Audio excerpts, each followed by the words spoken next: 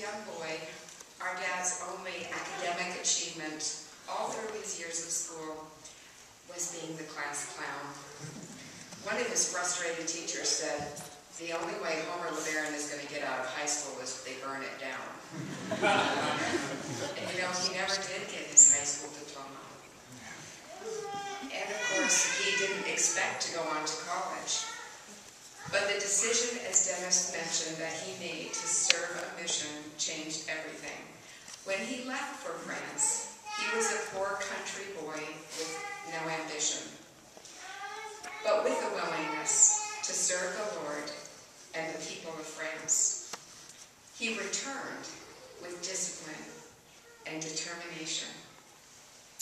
He convinced Utah Agricultural College, now Utah State University, to accept him on probation and made straight A's. During his second year, he met my mother and they fell in love. She convinced him that she would support him to get his education even while they had a family. I was 5 years old with 3 siblings when my dad graduated with his PhD and got his first real job. He rose to become a world-renowned scientist and church leader. But to his 7 children, he was our daddy. The one we raced through the house to hug first when we heard him coming home from work. The one who listened with great patience to our fears and our tears. The one who made us laugh with his silly jokes. The one who played outside with us. The one who taught us to love nature and each other. From our dad, I learned the value of education and hard work, but most importantly, I learned the power of love and of service.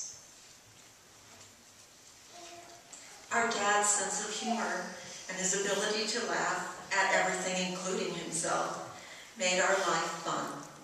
He taught us how to swim, how to play, how to work hard, and how to laugh. My second Christmas, our parents couldn't afford to get us much. So my dad dressed up like Santa Claus and brought us an orange and a lollipop, and we thought it was magical. And it was just the first of many wonderful surprises from Dad. From our dad, I learned that money doesn't buy happiness, we do. My father's hands reached down every time my hands reached up to him. It was not hard to imagine a loving Heavenly Father when you had a dad like mine. He was approachable, patient, and a great listener with a twinkle in his eye, and I felt uplifted and special just being in his presence. As a 13-year-old acne-faced, four-eyed, frizzy-haired young lady, it's based on a true story. I felt awful as I overheard one of my mom's friends, "I think she'll turn out okay." And during one of my interviews, regularly scheduled interviews with my father, as I heard him talk about his view of me and his dreams for me and what he saw in me, I physically turned around to see if anybody was behind me and looked at him in disbelief. His insights taught me to see beyond the image I saw in the mirror and to become a better person, one that I couldn't see. From my dad, I learned a vision for myself and for others. When I was in high school, my dad was my bishop. One thing that I remembered was that he always knew what was going on in my life. He knew who my friends were. He knew what was important to me. He knew what my dreams for the future were. And he never tried to hide his feelings or sugarcoat things, so I always knew when he was disappointed in me. But I also knew when he was proud of me. From our dad, I learned that parents can be involved in their kids' lives, and it's okay.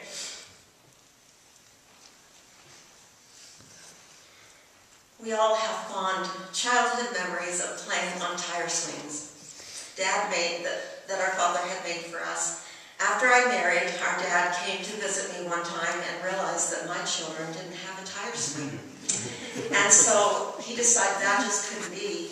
And so he wanted to get his hands on some tires, but the only ones he could find were steel belted radials.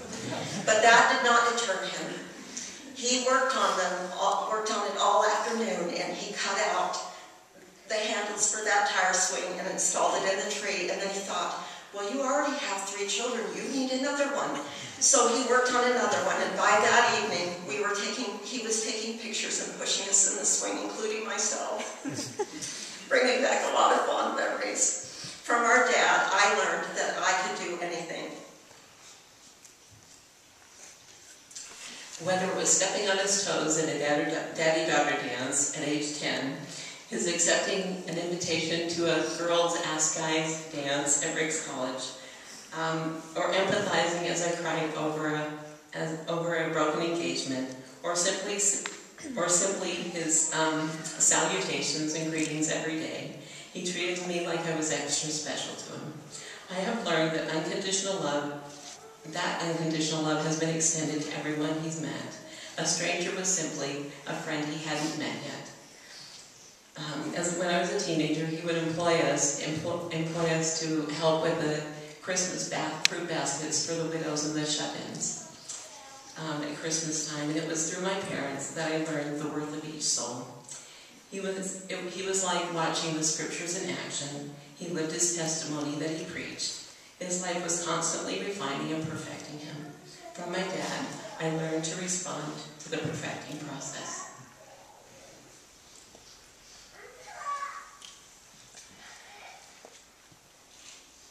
My dad was always busy helping people.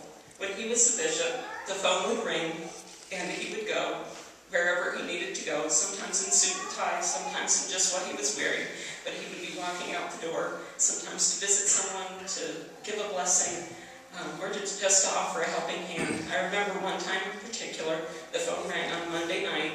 We had already finished family home evening, we were getting ready for bed, and he started preparing to leave, and we asked him where he was going this time, and he said that there was someone that needed to have their toilet was stopped up. And I looked at him, and in my very cynical teenage voice said, "That's not in a bishop's job description." I said, "Can't you just tell them to buy a buncher?" And he just smiled and walked out the door.